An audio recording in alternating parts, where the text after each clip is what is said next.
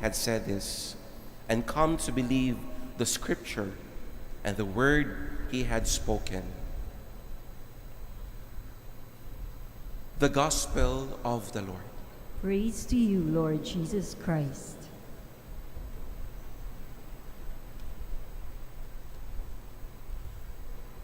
Good afternoon, brothers and sisters. And we also greet those who are joining us through the streamline or the online celebration of this liturgy. First of all, I'd like to say thank you for coming to celebrate the Mass today despite the situation. The typhoon is already upon us, and it is easy to say, I will not go to church today because the weather is not good, which is understandable. But you are brave. You are here to celebrate physically in this church. This reveals not only your determination, this reveals not only your faith, but this means that you have responded to the call of the Holy Spirit. After all, the celebration of the Mass every Sunday is not an invitation in order to be or obliging us to attend. Not only that, it is our response to the call of the Holy Spirit. That is why your coming here this afternoon is an act of faith, an act of love. And it is in this context that we celebrate the feast of the dedication of St. John Lateran Basilica of Rome as the mother and head of all churches. You might wonder, Father, santo po ba yan? Kadalasan po ang pinagdiriwang natin mga piyesta ay tungkol sa mga santo or mga santa. Pero this Sunday, we are remembering one of the 4 major churches in Rome, sa city of Rome, sa lungsod ng Roma. Ano naman ang ibig sabihin nito para sa atin? So a little knowledge about it can help us appreciate today's feast. Nakikita niyo po sa ating projector ang anyo ng facade or the front part of the church. It is called Lateran Basilica. Basilica refers to the church building. In Rome, when there is a church, dito sa Pilipinas, we only have minor basilicas like Quiapo. Quiapo is a minor basilica, meaning to say it is a church specially dedicated not only in the Philippines, but it is acknowledged even in Rome. Pero bakit minor, Father? Because it is outside the city of Rome where the Pope is. When the basilica is inside Rome, we call them major basilicas. Now, bakit ito pinagdiriwang natin? Number 1, this is a celebration because in the year 313, 2025 tayo ngayon, sa taong 313, Christianity was legalized by the Emperor Constantine.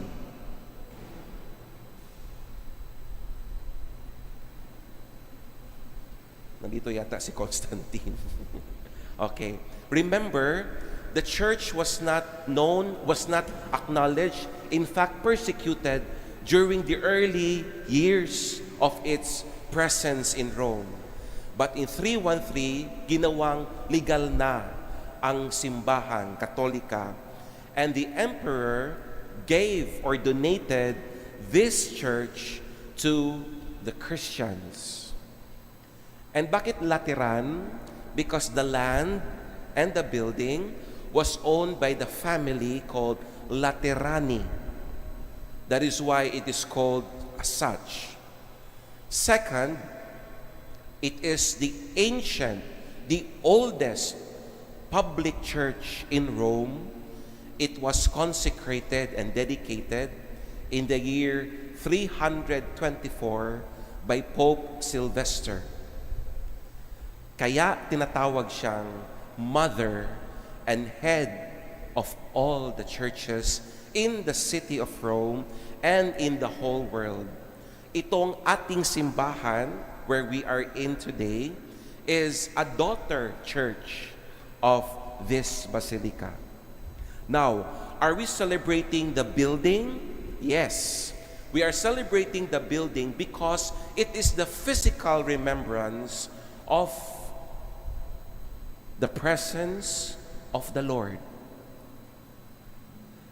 Every Catholic church has an altar. Ulitin ko, lahat ng simbahan ng Katoliko or Katolisismo, laging may altar. Bakit? Because tayo lang ang merong Eucharistia. We are celebrating the Eucharist in its original and radical form. Jesus said at the Last Supper, "This is my body. This is my blood." So in the entire world, we are celebrating the Holy Mass. We are not only celebrating the Word, but we are celebrating the transubstantiation or the changing of the bread and the wine into the body and blood of our Lord. And all our churches are constructed not because it is the will and wish of the parish priest, but our churches are decorated, ornamented, established, constructed, not for any reason, but to house the mystery that happens every time we come together and celebrate the Holy Mass. That is why when we enter any Catholic church, we do not enter an ordinary building. We do not enter a part of your house. We do not enter a mall. We do not enter just any public space. When we enter the church, we are reminded of the presence of our Lord. And what is the physical signal that the Lord is present? Not only in the celebration of the Holy Mass, you look into the central part, the tabernacle, where we keep the body of our Lord. What is our attitude? When we enter the church, we do not simply walk and go to our pews as though we enter Araneta Coliseum or entering a concert. What do?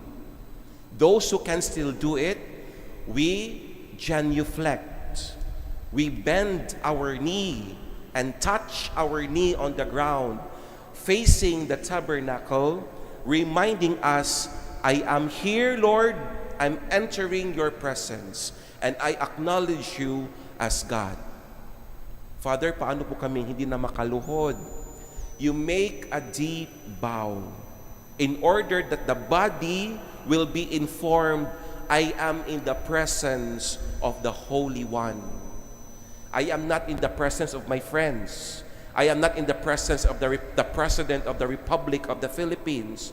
Sometimes we behave better before our officials, but before the Lord, we simply just walk away, walk around as if nothing happened. Today is a reminder that this is not an ordinary place. That is why also, reminding all Catholics, please take effort to dress up well in front of the altar, in front of God. Di ba kapag inanyayahan tayo ng debut or a party or an official function in the hotel, we dress up in Americana and in suits. Pero bakit pagdating sa Panginoon, we dress up shabbily? Anyway, the Lord will understand. Let us remember, we care about what people think, but we do not care about what the Lord thinks. So ngayon, nako Father, sorry po, naka-shorts ako ngayon. Okay lang. Kung sa laro pa ito, trial. So the next time you attend Mass, be conscious, who am I meeting? Sino bang pinupuntahan ko? If I am going to just a friend, then I can wear my shorts. I can wear my rubber sandals. But when I face the President of the Philippines or the Governor, I will not be wearing those things. But all the more, we wear properly, not because nag-inarte or nagka-fashion tayo, because that's the honor due to God who is our Creator. Number 2, the feast today is a reminder that the feast is not about just the building, but the foundation of the church, who is Jesus Christ. In the second reading, St. Paul says, no one can lay a foundation other than the one that is there, namely Jesus Christ. The foundation of the church is not the beauty of the church, is not the beauty of our dresses, is not the beauty of the decorations, but the Lord Himself. The Lord whom we will receive in Holy Communion, the body of Christ. Are we prepared to receive Him? Are we disposed to receive the Lord?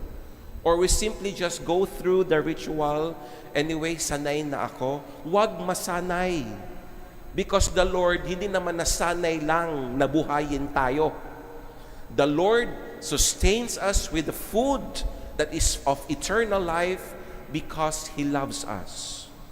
Many will complain, nako, ang haba-haba ng misa, nakakapagod. Hindi mahaba ang misa. Ang ating pag-ibig ang sadyang maikli. Because when we talk about chismis, kahit magdamagan, correct? Pero pagdating sa misa, ay, ang haba-haba. Let us correct ourselves. We keep on complaining and complaining, especially about the faith. But when we discover things like corruption in government, like flood controls and floods, we always say, kasi masama sila mga tao, maaari rin na we are not honoring the Eucharist that much. We leave the Lord in the church and we live our lives evil ways during the whole week. The challenge is what we receive today in the liturgy, we receive in our hearts, we live in our hearts. And that is the third point. First, the building is the house of God. Jesus is the foundation of the church. And the third one, our bodies are temples of the Holy Spirit. Do you not know that you are the temple of God and the Spirit of God dwells in you? When we were baptized, we received the life of God, that divine life that makes us free to do good. Kumusta na? Kumusta naman ang ating isip? Puno ba ito ng pag-iisip tungkol sa Diyos? Kumusta ang ating mga salita? Ang mga salita ba natin ay nagsasalita tungkol sa Diyos? Kumusta ang damdamin? Ang puso, tumitibok ba ito para sa kabutihan ng Diyos at sa ating kapwa? This is the challenge of being the temple of God, because the Spirit lives in us. That's why we do not abuse our bodies. Yung mga bisyo natin, masarap kasi, Father, magsigarilyo, masarap talaga mag-inom. Masarap nga. Pero does it follow the Word of God? Because our question is, am I following my will or following the Lord? Hindi lang sa bisyo. Yung ating mga salita, nakakasakit. Yung ating pinag-uusapan na hindi totoo. Yung pinapapak natin ng mga kapwa natin wala dyan. That is also an abuse. We are not practicing being temples of God. Our health. Look at our environment. We are destroying our environment. When we destroy the environment, we destroy ourselves. That's why we are not living, being temples, because we are abusing every facet of what is God has given to us that are good and noble. So today is a reminder once again of our duty and our responsibility. Ang ating pagsisimba ay maganda, Pero mas maganda kapag sinasabuhay natin upang maging malinaw na ang simbahan hindi lamang ang gusali, kundi ang Diyos, ang ating Panginoon at ang ating mga katawan. At ang tayong mga kapatid na nag-aalay ng alay ng Eucharistia is the true church, where one or through two gather or three gather in my name, I am in the midst of them. That's why the church, our celebrations, is always a source of strength. Not because it is beautifully celebrated, but it comes from the foundation, from the Lord Himself. So we continue to live our lives as dutiful Christians. Let us become better and better and better, so that the mystery of the church is reflected in our minds, in our words, in our actions. And people will say, truly, the Lord is alive because they met us. Happy feast day today, my dear brothers and sisters.